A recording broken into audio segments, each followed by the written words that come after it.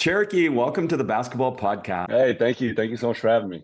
Hey, pumped to talk to you. Love talking to you about basketball and life and everything else in between. And let's start with you were a pivotal figure in the NBA player development program, and maybe talk to us and share with the coaches listening what that program was all about and a little bit of your involvement.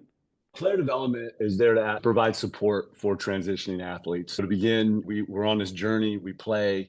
There's a nice build towards levels that we're at, junior high, going into high school, going into college. And when you get to that basketball road, it's the NBA. There's no further steps. There's no other league. It is the best league you can play in. And in transition to league, there's a lot that the on-court requires, obviously, but the off-court transition is quite substantial as well. You're in a situation now where you are buffered with a lot of money, you have a lot of people around you, and you're in a business where you are a commodity, and there's 30 teams in the NBA. They're all run differently, cohorts on each team that work together to really make sure that the overall experience of the NBA athlete, the transition, that they feel that the support is there, that they need, that is there for not only them, but their families as they transition through this league from multiple cities at different points in their career. Whether if you're starting out at 19, you may not have a family, but if you're 32, you may have a family and other things to be thinking about in this journey. So player development is really there to provide support and the touch point for players directly to the NBA. Such a great program. And I want to connect it a little bit to your career because I know you've said before, I get to come back and do this journey again in a way. That was your second chance to be able to be involved with basketball and to be able to contribute to basketball. And it's such a beautiful thing that you got that opportunity. Yeah, it's tremendous. The careers that we have playing sports, it's very interesting. It's initially built around our bodies and then our minds catch up to it. And then we gradually involve the mental component into the growth of the game. But the journey itself is it is quite unique. Just what you're around and the exposure. And you go from being an athlete to a pseudo celebrity in a uniform. And it's interesting going to games and having celebrities sitting at the games watching you perform.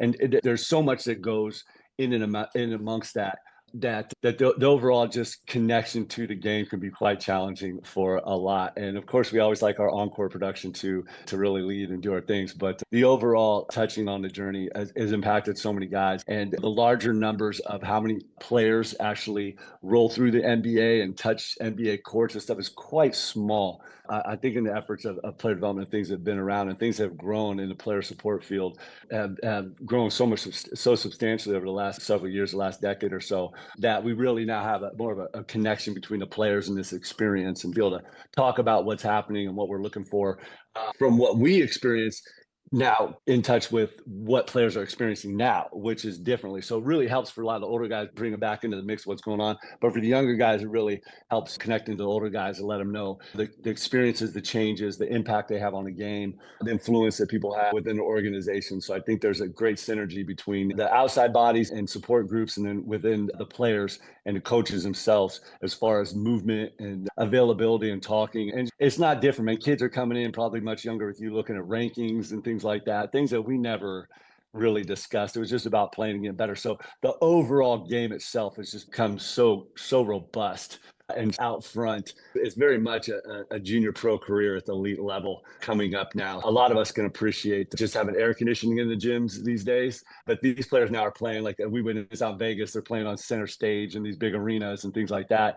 And so I think the overall experience of sport is trickled down to a much younger demographic. And I think that the younger group through these experiences is cultivating a more mature player. That player development from an early question we can connect to transitioning the league. They're more experience with their handlers, people around them, how money flows, opportunities, and things like that. And then they're also getting to know each other really well. This is a big group of these elite players seem to play against each other a lot and around the country all the time. So it's bringing in a familiarity to the professional level. If these guys are blessed enough to grace that draft board on draft day, they have a really good connection with each other. And I think that's going to create some camaraderie in the league moving forward. But the player development within this cog, within this machine is very helpful and having a sticking point for guys to connect to when they're moving around through the league. They have continued support from the league office there for them, direct beeline. They can call anytime, ask any questions, connect with anybody at the league office. I think that's paramount in today's culture. It's paramount to the culture, and it would have been something that you would have enjoyed as a player, I'm sure, as well, that kind of infrastructure in place. So maybe reflect back on your career and think about some of the things that are now in place that you're grateful are in place for players that you wish for former players back then that they were there. A lot of difference. I could go a number of ways in this. I think overall the connectivity to the larger group of players is different. I grew up Southern Cal. That was my area. I pretty much played in, at the time, not much ball was in Orange County. We played mostly in LA and Long Beach. And that was pretty much my range. Made it to Vegas once, made it out to Boo Williams once. But SoCal that was where I played basketball, and that's who I played against. And these days, kids will move different states to go to high school and just move around and stuff like that. And that doesn't seem to be such a chore for them. Travel and so forth, just with the advent of apps and all these things, I just got to keep it on the surface. Just things are just different, how logistically things move. However, basketball's changed. I think the approach with the NBA game and the spreading of the court, the not going from the inside out is how we traditionally learned the game. We learned position basketball, 1, 2, 3, 4, 5. I think that's a preferable way to teach a young person how to play basketball is by numbered positions. So the game itself is just completely changed. And Chris, we've been around it enough to see that these kids are really personable. They're friendly. They're open to talking with people that are stakeholders in this business. We would not have been this savvy back in the day. We did not meet NBA scouts. We did not meet NBA personnel. We did not meet very many NBA players unless you knew them. And collegiately was even the same thing. Like you really didn't get exposure to these levels unless you had a family member or somebody close until you actually graced those courts. And you didn't really get the experience of that communication. We were still getting letters in the mail. They get texts from coaches and stuff like that. So the communication has really altered the game quite a bit. But so I think the overall experience has changed. And I think that the greatest dynamic change has been with people like yourself, our coaches. We had a couple primary coaches were our coaches for most of our career growing up. And then as you can see, going all the way to the NBA now, it seems like they have a coach for every player. And the skill stuff, the stuff that basketball immersion is doing, like we didn't have readily available things of this nature around. We maybe had a shooting coach, but most guys just so we didn't have this one-on-one attention that everybody has. There wasn't a solicitation for businesses like this. There wasn't all these shooting coaches out there. There wasn't these basketball schools.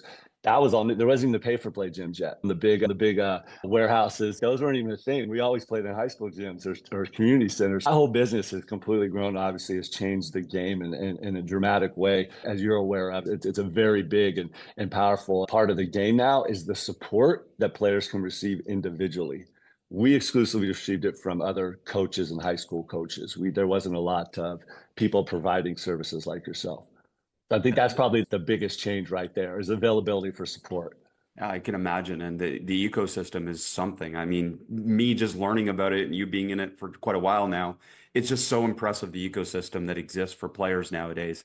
Talk to us about relationships, relationship building, relationship maintaining, because the few places I've been with you, it's just remarkable how many relationships you have and you've been able to maintain and just be able to have real conversations and real relationships with people. So share some of that knowledge with us as coaches about how to build and maintain these great relationships. Yeah. Oh, that's great, Chris. It's great. Is I find being in a moment and being with the person you're talking to and listening to them and being intentional about what you're talking about and how to communicate yourself. And I feel like I do that. I feel like when I talk to people that they know what I'm about, what I'm doing and what I'm for. And I look to draw that out of the people I talk to. And it just generally forms for a good conversation because over the haul, we'll learn that relationships are what stands. Like I made a comment earlier about the number of players who actually have put on NBA uniform. I think it comes out, it's like 4,300, 4,500 players have ever put on NBA uniform. That includes players who just put on the uniform for one game. So there's not a lot of people, and all the guys I play with are coaching now and stuff. So that ability to maintain those relationships, build those relationships, maintain those relationships, but be intentional about what you're doing. But we always end up coming back around to the game. And I think that overall, that ability to be immersed in a moment, like you're saying, when we're around and we're talking to people, I think that's where the opportunities are created at that time. Because it really is, again, a small group of people really looking to get ahead. Everybody's got opportunities to move around. So I think everybody being connected in a way is great for us, as we know we've been around for a long time. For the younger guys, I think it really helps for them to flesh out what part of the games that they like off the court. That's one thing I never addressed when I was younger was like, man, I could just decide, hey, man, do I want to work in sports? Just period. I just want to be in the sports business. So if I would have decided that in high school, I'd have been open up to all the other things that I learned about. Going up, I sitting with a coach and putting a practice plan together, sitting with someone taking pictures and see what they do, how they submit their film and stuff like that, to learn about what GMs do and broadcasters and people around the game. Like I would have learned all these other businesses and all these other things that were part of my sweat equity on the floor if I just decided that, hey, I want to stay in sports. And so again, I wouldn't have had those availability to meet professional scouts and NBA personnel like these players do now, but they do. Like again, they do these events and they know who the main people are who run these events and they can go talk to them. That's unprecedented. So like that ability to get up in there and have those communications, I think that's what you see when we go out and do things together is I really embrace that, those moments that we have together and catching up. And those times it doesn't have to be about basketball all the time because we're there watching ball and doing things. A lot of times we're fun catching up on other things.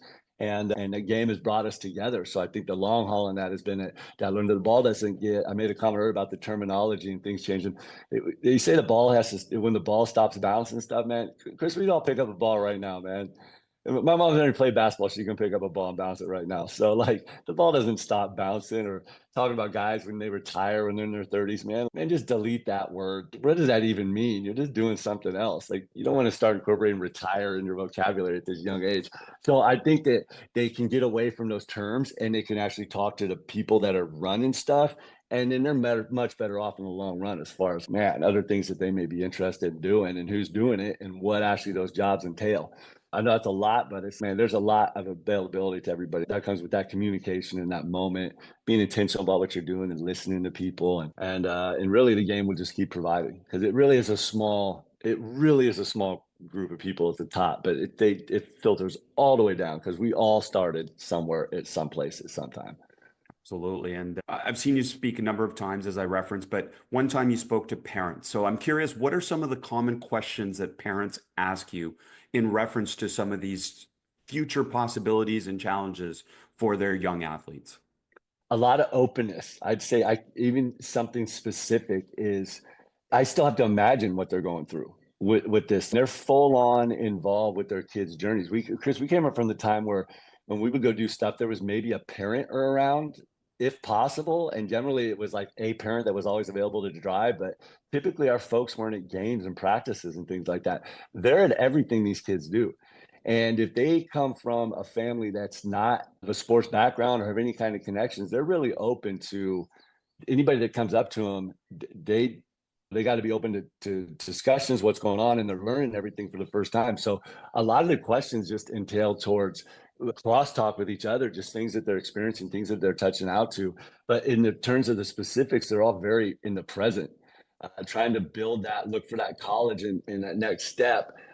When there's states that have different NIL type setups, and again, it's not transferring from Huntington Beach down to Newport Beach in California. Like these kids are going from Boston to Napa to Utah. You know what I mean? Like they're getting all over the country, or they're going from Florida back and forth. That just it's just how a parent could sit in that seat and go, "Hey man, my kid just about wants to go to school, but it's in 5 states away. Am I going to go with them?" Or like what their jobs entail, how that works out. It's got to be a lot on a family, other siblings that maybe play sports as well. So a lot of it's in the now and very individual as to what they're experiencing. But I think the number one is they're open to being approached by anybody. There's no layer, or there's just layers starting to come in there to help them assist on backgrounding this. I think the NCAA's got some stuff in place now where, hey, man, at least you have a background check. We do safe sport. You know what I mean? Is there something I could check to see that at least I know that I can be talking to this person in a way? There's a lot of parents that are just in for that. And we don't take it for granted, but when you're fresh to the scene, like you show up to a USA camp or something for the first time and things just change and it's just different. And again, it's all brand new for them. So a lot of questions are up into just how to pace himself and relax and what's okay, and just how do you take a breather, how do you step back for a little bit, do you guys go all year round, do you guys take breaks? A lot of them are asking the other parents what it is that they're doing that they have found that works for them because they're in the trenches. I don't think there's a field general that could be out there that could lead better than these parents are leading right now. No, that's such a great point about that. And I know you've referenced it before a little bit, but basketball was your life for such a long time. But then you went through periods of not being happy with, and that's a very common theme nowadays, is talking about mental health, mental wellness, and finding ways to be able to manage the ups and downs. And mainly the downs are the biggest challenge. And I know you have such great philosophies when it comes to these things nowadays. So can you talk to us about a little bit about managing some of the downs that are inevitable in a career? Yes, there's a number of them. Again, we'll start with the communication, the self-talk. That's what's most important, is that we're real with ourselves and understanding that we're planning a course, we're putting things together, we're looking ahead, and we're doing these things. And one of the things that sports does, and again, we're talking about basketball, but I think a number of sports does this, but basketball, because it goes year round, is it stifles growth in a lot of areas because it's so well organized. We have everything planned for us. And then the higher level you get to, like you very early on, check out from having to do regular things like doctors and things like that. Those are start to be handled by your teams. And so everything's scheduled. And then if you can imagine, for the person that's a little bit late to work or something, you got people, hey man, you got to get here. Hey, get to work. Everybody's setting, doing things for you and getting you set up, and meals are provided, and all this stuff is done. So the support is there, and it's all about just doing what you can do on the course. So I think over time that really stifles the natural development of us, so of athletes socially, just handling a lot of things that people would be handling that are age appropriate with our maturation. So I think that So you're that saying some of the emotional intelligence that would develop normally during some of those phases of life didn't necessarily develop the same way because a lot of people are around you doing some of those things for you? Yes, exclusively doing stuff for you. And what happens is we have a physical and a mental development. The physical development takes off. So our bodies are excelling faster than the rate of or than our harmonic rate with our mental development. And within that same development, we have incredible support. And we're on a school schedule the whole time. So it's like you constantly are like, summers are off, things like that. You ever think you have a summer off now? No, there's nowhere in my life where I'm like, I have a summer off to do this, that, or the other. So that support right there with the mental instruction that we receive as well, like where you can go out on court and be told what to do all the time. You know what I mean? Chris, if you're training me, like a player can show up and not even be thinking about basketball at all, and then see you, and you could turn on the gas for an hour and a half, and then they could leave and not think about basketball at all until they see you next day, and they can get some great workouts in. But you're doing a lot of that work for them. Like you're not. Whereas if I want to go do that on my own, or a player wants to do it on their own, they got to think about what drills they're doing. They got to find a court. They got to get set up. They got to figure out if they're going to be doing someone to help them. There's all these other things you got to think about doing this stuff on your own. Whereas you have all this stuff arranged for you. It's and your body's tired, your mind's tired, for your body being tired. It becomes quite approachable just to show up for things, and you're not mentally setting yourself up, whereas somebody without the support would be doing. So I think that in the long term, that affects people transitioning through the game, not really thinking about what you're doing next, or then when that time comes, you're still in that. I can call people. I got support. I can call people, and it's different. It's now you're not on a team anymore. You moved on. There's new guys there. It still requires other people's time. And are you calling for support? Or are you calling to have people walk you through it like you did when we have coaches? How you guys walk us through stuff? And walking through stuff's different. That's what people get paid to do. You know what I mean? But and so you can have all the money and all the basketball experience in the world, but if you don't have that life experience, you hit that kind of dry spot where you figure out what you want to do, and then it's just you haven't put that thought into it, because nothing's in life's really pushed you to do that if you performed on the court, because that support's always been there for you, and you've always been, hey, good job, attaboy, good job, good job, good job. Again, off the court, again, you maybe never been to the dentist on your own. Never been, you don't know what in-network, out-of-network insurance is with doctors or things like that. Booking travel, you may not know that Tuesdays and Saturdays are maybe different costs, and all these things end up adding up and hitting full force as soon as you maybe want to step away from the game for a little bit, or maybe feel like you need a break. And again, you're stepping away for something that may have been a part of your life since you were 7, 8 years old. So it's school routine for 25 years. It's like the same set, really easy, nice digestible schedule. Not you got 2 weeks off a year. You know what I mean? No one associates with that. It's like you got 3 months off a year, not 2 weeks. It's very, all those things are very normal. But again, you can see in the face of becoming some of these journeys that athletes have, those things become reality when they're in their 30s. And is that like a typical thing that they need to go through this self-discovery kind of journey to really learn about themselves and learn who they are? Because up until a certain point, they've never had to do that really, right? They've never Yes. had to search as much Hmm. because, as you referenced really well, the focus is on their bodies. But at some point, it changes to their minds. And I think we see that with the players that have lasted so long in the NBA currently. The mind is really what empowers them to be able to continue. Yeah, exactly. And imagine the player that plays for the game itself, and you don't want any of that other stuff, but you want to play with the best. You know what I mean? We could see maybe some players step out, even like a Kawhi. He steps out a little bit, but he's very quiet and does his thing. Like he's a guy that just seems like he could just play basketball and just and be the best and enjoy it. So what that's very the professional lifestyle is very hard for somebody like that. If you're a thespian, if you want to be an actor, like you want to be in front of the camera and on the stages like that. But we play basketball to play against the best. It's not necessarily because you want to play against in front of the biggest crowds. And you want to play against the best players. Some of our best games we ever had are pickup games or in these little crevices or little side gyms somewhere where just these games end up being epic and there's nobody there. So that those things can be heavy and be difficult to deal with. So yeah, there is a dynamic there that we're learning what we want. And because you coach players that just don't even talk at all. You know, and they're like, and you're forced to do interviews. Like that may not be comfortable for players, for people to do. And that spotlight may not be like the greatest thing. They may not just enjoy that as much or the lifestyle and things like that. So that is increasingly showing its side earlier on. And even like you said, some of the younger cats are even really concerned about reclassing and where they're ranked at when they're like coming out of like elementary school into junior high. And it's man, that wasn't even a thing for us. That those type of things that come around. It's absolutely important that again that communication early on, learn what you're doing. Because again, once that support kicks in, if you're a top-notch athlete, you that support can carry 51% of the load. 51% of the load. And it's there because it's part of the game, it's part of the business, but it just makes it to where it's accessible to show up.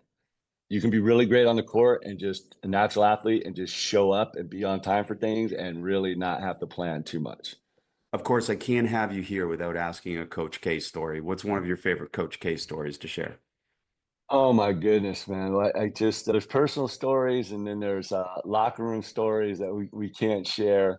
But just personally, to move any specific story, I'll say one thing that just because the shot's been seen so many times, but the Christian Laettner shot against Kentucky my freshman year, and you probably heard other players say this, but Coach K laid it out exactly how it was going to happen in our timeout. He said exactly how the defense was going to get set up, how we were going to inbound the ball, how Kentucky was going to set up their defense. He called it play for play, and it happened exactly as that shot went down. Is exactly how Coach K drew that up in the timeout. It was absolutely incredible. We didn't anticipate Christian taking the dribble before the shot.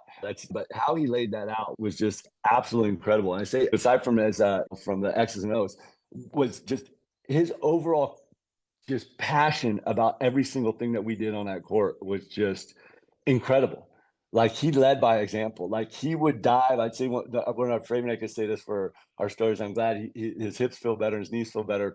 But man, he was a big guy with diving for loose balls. Man, you did not. You got on the floor with a loose ball, and so practice when there would be when someone would do that, he would actually roll the ball on the ground and dive on it 100% full speed, and he would get up and it looked like he went 100% full speed on hardwood floor, and we know that hurts. Because the only time it doesn't hurt is when you're actually playing and you dive for loose balls. But doing a loose ball drill or something like that, and he would get on the ground and roll around and wrestle that ball and get up.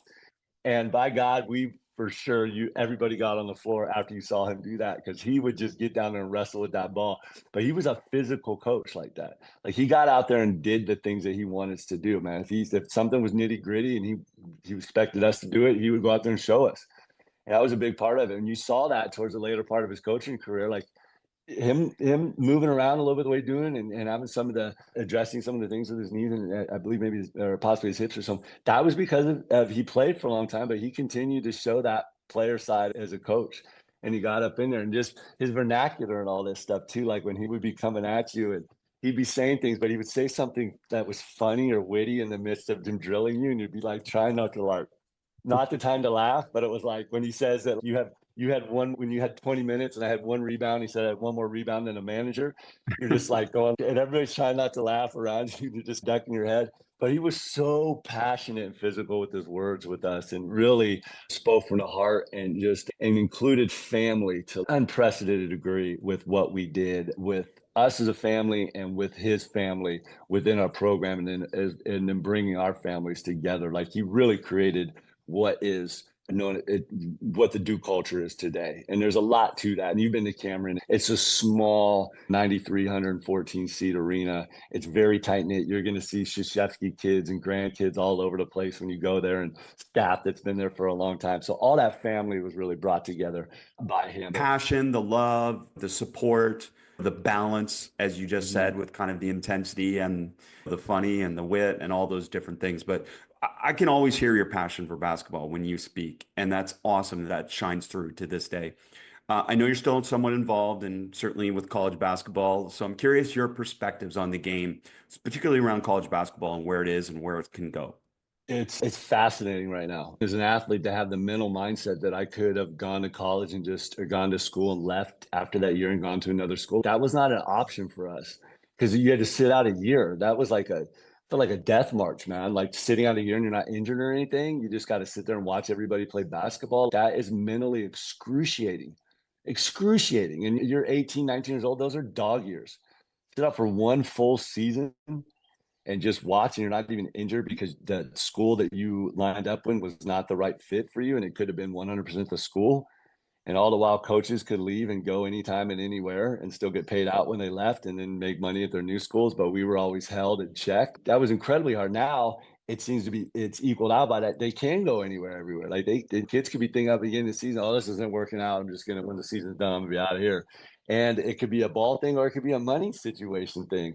So the thought that you could just go, a player can go to school every year is fascinating as a player opportunity. I speak with my player hat on first. It's amazing that players get to do these things now. However, I do got to note that there are two things that are going to take a hard hit from this, and that's going to be coaching culture and school cultures. Again, using Duke as an example from my experience, is there was a basketball culture that was combined with the school culture. And that was created by a coach who had been there for a long time and brought players that had been there, and we'd all been there for 4 years, and we built that up. That doesn't exist now. So within the coaching culture, if you have a player that goes and plays for a coach for 1 year and transfers, is he part of that school, that coach's culture? You know, I mean, that's a question to be had. Is that player still in videos down the road, like when they're We raised the conversation actually, if you remember, about should they be listed under the high school that they played the longest for, or different things because it's just so different nowadays, isn't it? Yeah, it's so different. And is that again, we'll use like Shaka Smart example. Like he has a high retention rate for his players. If a guy goes and plays his freshman year for Shaka and transfers, is he a Shaka Smart guy? My thought is no. He left. He's not part of that program. He's not part of that culture. Is that they actively left for whatever reasons, but they're not there. So down the road, does and Shaka, you're listening, man. This is with all respect. Do they choose to show that player's whatever he did during that year in their videos? Like I go to Duke, we watch videos all the time from all the players at Duke who came through, from the Dawkins to the Alleries to the Jaminskis, all the way back, man. We run through the highlight stuff every time we go do events and stuff back there. Are those players included in these type of videos? You know what I mean? And then the school paid money to recruit this kid. They're there. I don't know what kind of NIL deal they get, and then they leave. So the school is definitely making an investment. So where's the school culture going to lie with this? When these guys leave, and if they end up being, they go to a one school, then they go to two other schools, and then they end up from that third school, get drafted in the top five. Does that first school still consider them part of their basketball system if they left? I don't know. You know what I mean? So that's part of school and that. So I don't know where players land with that stuff now. We have players going for NIL stuff to schools that I typically would not have thought that this player would have gone to. And we don't have to put players out there, but that's a reality. Players are going to school for just the money. So how that long term is going to be, like who these coaches are, if they can say that's their player, if they left when it's not, can the school claim them as one of their alumni? They're not an alumni, but as one of their basketball graduates? No, because they left. So And they where's played that there going to for a very sit? short time. I know, yeah. Yeah. So like, But where is but it? I Where also is know it? your pro player empowerment but you also come from a place of tradition where this benefited you and these things benefited you. And that I'm curious if you think over time this is going to sort itself out a little bit and move closer to the mean, so to speak. Yeah, because yeah, yes. 'Cause again, using the communication, like how many choices does society even allow 16, 17, or 18-year-olds to have? Like they're really binded. But then you come to these decisions now, all of a sudden it's they got to make they have these decisions they can make on their own. How many of these kids are making on their own? Do they have the support around them or how many people in their ears? Like back when so we were coming up with just a transfer thing. I had to sit out for a year. No one else suffered but me. And the team that I transferred to, because they sure they would like me playing the school if the player transferred to their school, but we suffered. We had to sit out that whole time. You know what I mean? So now there's the dynamic where like society is, you can't do this till you're 18, you can't do this till you're 18, but then they're in this position now and it's they can make these moves, but then are they wholly making these decisions on their own for reasons that are basketball reasons? Like transferring to school for money is not a basketball reason. I don't care on any level in the world. That is not a basketball reason. That's a financial business reason that could affect basketball dramatically. And then again, if you're just like unhappy with minutes and you're transferring, dude, we all had to be unhappy with minutes. You kidding me? We were all freshmen at some point, and it'd work our way in the mix. Like the thought of we could just that the idea that I could just been like, I just might leave after this year. I'm just like that was never a thought. That was like that's a thought players have now.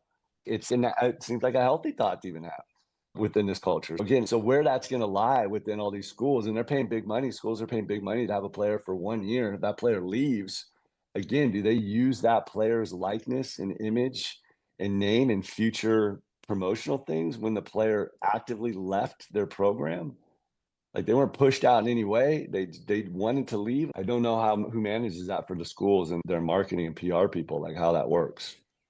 I know it's something that you wrestle with a little bit in your mind about the kind of the realities of the current time, but obviously we're so grateful that you've been involved in basketball to the different levels that you have. And coming back a little bit to the stuff that you've done within the NBA and the player development stuff, I think some of the stuff that you've talked about to young people, and I'm sure this is some of the similar things that you talked about to rookies transitioning that these transitions from different levels, and now the levels have just gone down lower and lower, right? Transitioning from middle school to high school is a completely different thing than when you played. Yes. Maybe can you talk to us a little bit about some strategies that you found have been helpful for people to think about when we think about transitioning, whether it's from middle school to high school to college to pro to your next career, whatever Mhm. that may be. But just you've been involved in transition at so many different levels. Yeah, I think yeah, that's a good question. I think what's really important is initially is setting up your calendar and pay in the pace that we want to work out because I truly believe that our time is one of our most valuable assets, and so learning how to manage our time is what ultimately is going to bear the most fruits within our life. So deciding what pace they want to go at is important. We had again jumping back, I had a normal pace like you did. You know, whether you played a sport or not, I went to 4 years of and then 4 years of college. And then after college, I got out and got a job. I just happened to be in the NBA, just like everybody else did. But so the pace was the same. And now you have these reclass. You can just, oh, my kid's in seventh grade, but we're going to keep him in seventh grade already because we're thinking about this for him. You know, so like them moving around and things like that. So it already becomes a little bit disjointed that 4 years. And then now you're going to college, and then it's, oh, he might be good, but if he's good, we're going to leave. There's never really a time frame. So I think that it's important that you put an emphasis or parents and players put an emphasis on just their progress and their development and just know that you get better every year because again I had a freshman sophomore junior senior year to see my stats every year improve with the same players more or less on my team. College fresh same thing, got to see my stats improve year by year with the same people, and socially my peers were all on the same pace. We were freshmen, sophomore, junior, seniors. We were graduating together, and we were all going and getting jobs. Okay, so I think it's important that a player establishes just their own rate of development and progress, and not class of 16 or class of 26 or 16U or any of these things. Just get better and just play and enjoy the game. And basketball will find you. Good basketball will find you. And a lot of people don't find their strides until later, man. A lot of guys get to the league and then they find their stride when they get out the league, when they get through into college and they find it. So it's important, I think, when you're younger too, for those transitional stages, is to have an idea of where you want to go. Because if you're trying to if all of a sudden you're a junior and you're like going your junior year, oh, I'm going to reclass up to my senior year, and all of a sudden that's a whole lot different than looking forward to your rising senior summer and versus I'm graduating into this year and I'm leaving going to college. That's a pretty drastic transition, and we see a number of players do that, reclass up and then out from junior year. Imagine going from your junior, all of a sudden you're a senior.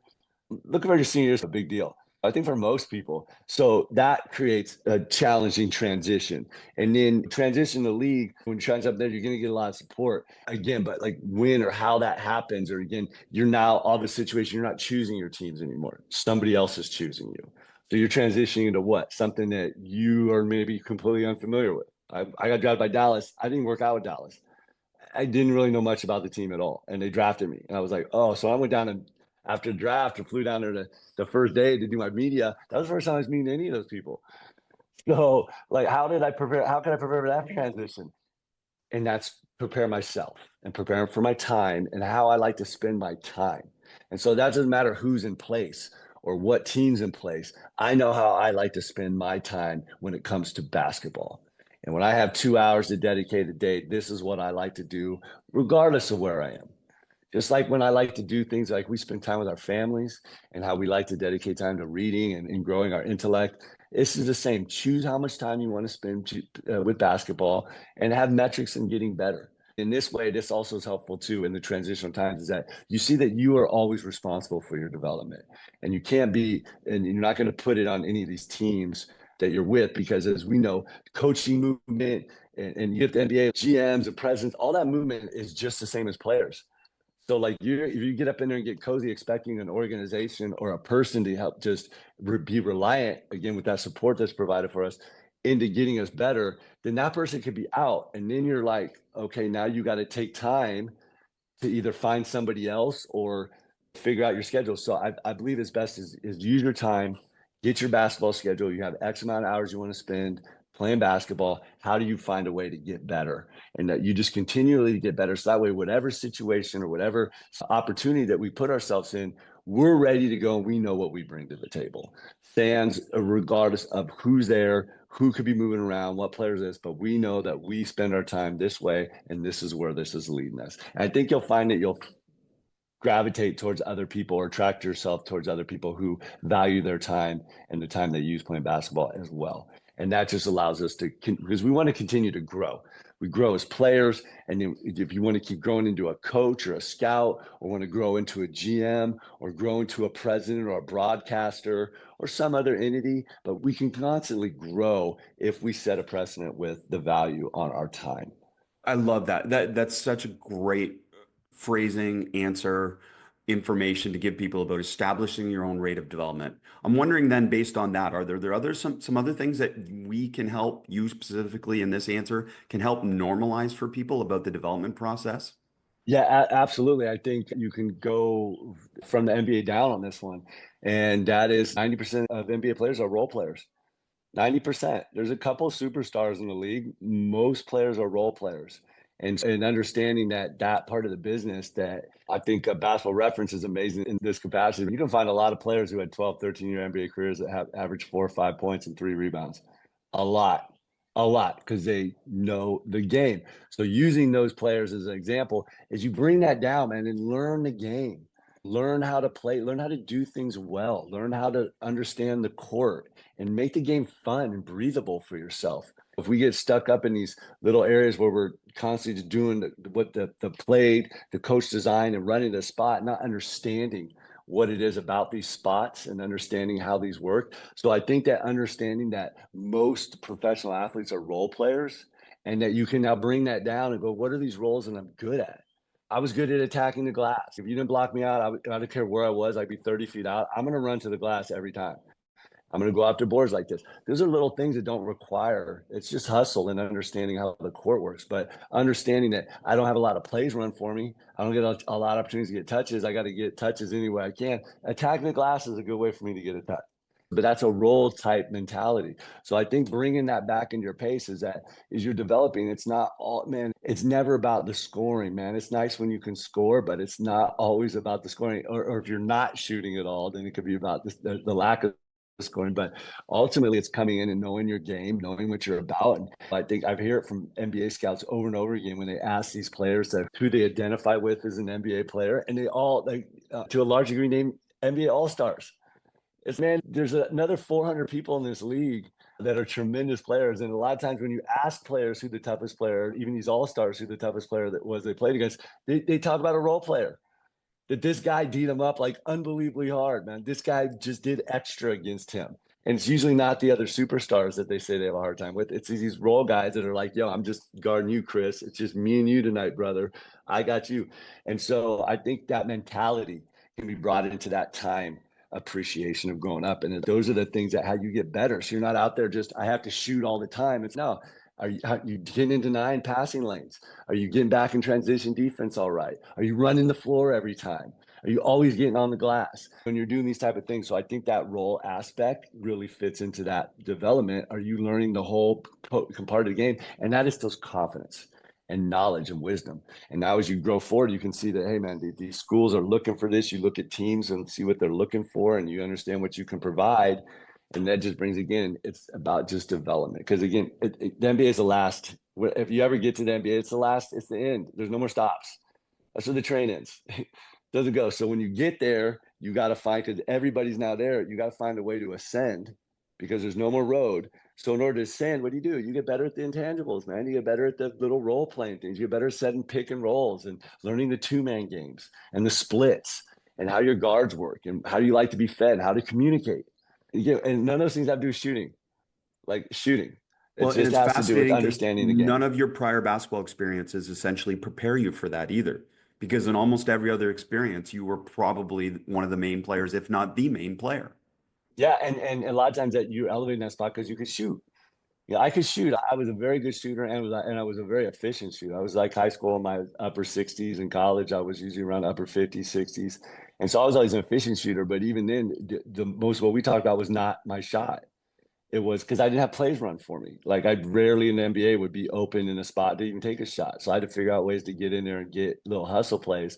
But that's where the ascension comes from at that younger age. You learn those things and you're going to start ascending already, man. Like Draymond Green's a great person to watch, man. That even stat line. A lot of players like, oh, if you rather average 9 and 2 or average 6, 5, and 4. A lot of players would say 9, 2, and 2 because they like that 9. As a coach, man, that 6, 5, and 4 is money. If you got a player giving you 6 points, 7 points, 5 boards, and 4 assists, that's nice.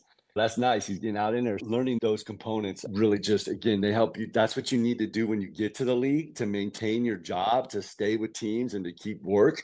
Is you got to find a way to elevate those things. And again, when you're on a team with 3 other all stars, they're not looking for you to shoot, bro. I don't care how good you can shoot. That's not what you're there for. You're better. You're much better off trying to stop Kawhi in practice than trying to outshoot him. Yeah, and you can develop that mentality now. And as a coach, if you had a guy come in right now that was 7, 8 years old, and he was all about everything, all the little intangibles, you'd be like, "Oh, we can work on your shot at any time, man. I love your hustle right here. You get out there and just do those things. You open the floor up, you help us breathe. You're smart. You're directing traffic. You're talking. You're slapping the floor. Oh, this kid's got it, man. And you can work on that other stuff. It'll come around. And our shots and things, and those change with our bodies as well. I'm a big, so as I got stronger, that my shots changed. I wasn't locked in. Oh, I can't hit my jumper. It's, man, you're gonna put on number 30 pounds in the next 5 years, dude. Like your jumper is gonna change a few times. But all these little intangibles, your hustle, your rebounding ability, going like those things will always be at a premium. Always be at a premium. And we always know if your shot, the easiest shot is a layup. So the closer you get to the buck and get up in there and either drive and lay it in or get a rebound and lay it in is what you want. But yeah, I think those two things together really help with those transitional stages and getting up in there and staying in. But I think on the long run, learning those role player positions, man, that's what 90% of sports is for most players, man. And just embrace that now. Because coaches embrace it, coaches definitely see it. If you want playing time, that's what you do. And that's why I reference to youth coaches, especially. Like, I get it. There's usually one or two players that are better early maturers, or they're just better at basketball at a younger age. But you should still rotate players amongst roles early on because we don't know what they're going to be in 5 years, two Mm-hmm. years, 1 year. But we do a disservice to young people in the sense that, okay, now you're the point guard and you're this and you're this and you're this. And we don't know what they're going to be. So it's even though some people are ahead of the game at certain ages, that's not necessarily the best thing for development to just have them in that role. But of course, what is the give and take for us as coaches? Winning versus Yeah. development. If we want to win, we're going to Mhm. put them in the role that helps us win rather than focus on Yes. development as a whole. And that's a hard thing to get beyond, isn't it? Yes, it is, and that emphasis on shooting too at a younger age, man, it could be like it could really put a lot of I think a lot of misemphasis on young player as well because again, just young getting those shots up, but it seems to be those are the stats that people are looking for. Like getting the points up or even assists if you're a younger player because you might not have the hands at the receiving end of the pass that could get the job done. So those main statistics are the ones that have become I think the biggest disservice for us to try to ingest the most at a younger age. Conversely, if you're that one kid that's light years above the other kids and can just pick kids at half court, just pick the ball and get 32 points. You know what I mean? It's like, oh, you got 32 points. I mean, you're significantly better than all the rest of these kids. What were the other things that you were doing during the course of these games? I And just that's want what to these jump players on can that. hit That's home such a with. great point is about the press. The press gives us a false sense of sometimes how good players are at a young age. And I think hinders certain players' development. I'm not saying don't press because I think the other team has to learn how to deal with press and stuff like that. But sometimes if you press all the time, it doesn't help development, does it? Mm-mm. No, it doesn't because you want to see it get down full court. And again, if you have that one or two players that can put that on, a coach will go with that. And again, the rest of the team, depending on the age, is not really getting the type of feel they should for the game. And it should be within a league to have to structure, I think, these type of things out of play. I think it creates kind of an artificial arena for players to play in. But you want to get, yeah, the coaches in to be able to understand that full court. And I think that presenting the role aspect earlier on and saying, man, we got these players doing this, but these are very important to us getting the things that we need to get done. And also showing them that they're an integral part of the team's success. Me charging and getting that tip in at the end of a buzzer or just being available in that capacity or knowing my guards knowing that every time they threw me the ball, I was going to catch it, that I was going to have these sticky hands. Like those are things that are important. And those are things as you grow with better players, they recognize those type of things. And so I was always an option for my point guards, whether I was an option in the offense as far as plays are concerned. I was always an option for my point guards. So I always caught the ball. And I was always in their line of sight and I was always in a position to score. So they always, if they need to bail out or something, they would look for me. But that, again, that's a role mentality. That is, hey, I got to be ready, got to be ready, got to be ready. And I think that the younger these kids are, they can really embrace that and become really good at something. You know what I mean? Like understand that a couple steals a game is a huge game changer. You know what I mean? Or just using your voice and being that charismatic person or that person's on time or that person's that great locker room player. Like it's I think that's an amazing thing for you to learn that at 12, 11, 12, 13 years old. Because normally it's seen as the end of the bench guy. You're just not playing because you're not any good. It's now you're on the team because you have an incredible personality and you're dynamic and people listen to you. You know what I mean? Yeah, your jump shot's stinky, but you're a great person to have on this team. And there's a couple guys on every NBA team that are on the team because they're great guys. You know what I mean? Great guys. And there's the guys who get coaching and things like that. We want to play for great guys. And I want to play for like good coaches. All these things can be instilled. I think the role aspect from the upper level, we can bring that down. And those can really be embellished with the younger demographic. What's an NBA story you can share with us? I know you got so many great stories, but what's one you could share with us from your Oh experiences my in the NBA? goodness. And I'll give my rookie year NBA story. So we come in, I won't ramble this out, but this is talking about transitions. Okay. So this is my about how to prepare for something that you can't prepare for. So I'll bring this all together. My whole rookie year was just like, oh my God. It was just like, what the heck's going on? We had the draft in Toronto. As you remember, 95, the dome just opened. We were the first thing in there. So the 95 draft, Raptors' first draft ever. Again, do you remember the draft pick? Absolutely incredible. Yeah, Mighty Mouse, man. Yep. So we were up in Toronto. We had the draft, and we have one day to fly down to our market. I got drafted by Dallas. I worked out with 3 through 11. Dallas was the 12th pick. So I slip, go to 12. Dallas picks me up. I'm like, okay, going to Dallas. Fly to Dallas the next day, do media, and then a lockout happened for the summer. So we couldn't do anything all summer. So I have no summer league stuff. I'm like, okay. So I'm with a team I'm unfamiliar with, and we're not doing any summer league stuff. So they get a little deal together and we start camp like a week just ahead of regular schedule. We show up there. It was just really disjointed. We had the three, Jimmy Jackson, Joel Mashford, and Jason Kidd. They were our three studs in there, and they had a good 35-win season the year before. Dick Motta was our coach, super old school coach, just super old school coach, super old school coach. And so, anyways, we started the season off. It just falls apart real quick, and this is what I'm getting to. So we get to All Star, and we All Star break, and then traditionally the All Star games on Sunday. You fly back into market on Monday, and then Monday night you have your practice for the second half of the season. That's pretty much what every team did. We fly so All Star weekend, fly back into Dallas on Monday morning, and get a call saying no practice tonight. Games at 7 at Reunion Arena tomorrow. Be at the arena at 5:30. So I was like, okay, just be at the arena at 5:30. Okay, it's no shoot around or practice night or anything. The last game was like on Thursday. I was like, all right. So we show up to the arena, we lose, and coach stands up there at the front locker room. We're standing in arena, and he looks, and his son Kip was our assistant coach. He goes, Kip, when's our next game? And he goes, Friday at 7 home. He goes, and coach goes, I'll be here Friday at 5:30. And so we show up again. So we don't practice the next 2 days, and we show 5:30. That went on for a month, like almost 5 weeks. We just showed up to games and had a couple shoot arounds. And it went on for like a month and a half. And so I'm just going, is this like normal? Is this what like teams do? So I'm playing against my other teams, my friends are like, do you guys practice? Or what do you guys like? Yeah, we lift weights. I was like, dude, we're not really doing any of that stuff, dude. We just show up to the games. And I went on, and then we like the last couple weeks of the season, like we brought it together. And literally during that whole time, so we didn't play that. I'd go on the road. I'd just bring my sweats, and we wouldn't even have practice gear or anything. We'd just go to the games. I went on for like about 4 or 5 weeks. And then so that when we did get together in our shooting rounds, we just do shooting games. And me and Scotty Brooks were like the two guys that would just shoot and do all the shooting stuff, and everybody just went through. But that was like so wild to me because that fits into our transition as well. I use that. Like, how could I have prepped for that? Like a lockout summer, show up on a team that I didn't work out with, I didn't know, I just get familiar with. And then you have long swaths where you don't practice. Like you just have games. Like, and it's my first year in the league. So I'm going, I don't know if this is normal, if what's going on. So like, how could I prepare for that? And I got traded right after the season to Minnesota. It was like, yo, so that was my first year in the league. And then Dick Motta did not play rookies, did not play rookies. And so I heard he didn't play Detlef Shrimp at all his rookie year. And I saw Detlef like, yo, what was your experience like with Dick Motta? He was like, yo, man, dude would not play me at all, man. He would tell me he was going to play me tonight, did not play me. I said, dude, he did the same thing to me. How could I have prepared for that? Transition wise, you know what I mean? I was completely unfamiliar to that. But that's the type of stuff that's, hey, I'm going to get drafted, go to the league, and then it's a business. Dick was on his way out. He was just in his final year, and I think he coached maybe another year or two. Who was the coach or the owner that the team was original owner? He was just getting ready to sell the team as well. That was my rookie year in the league.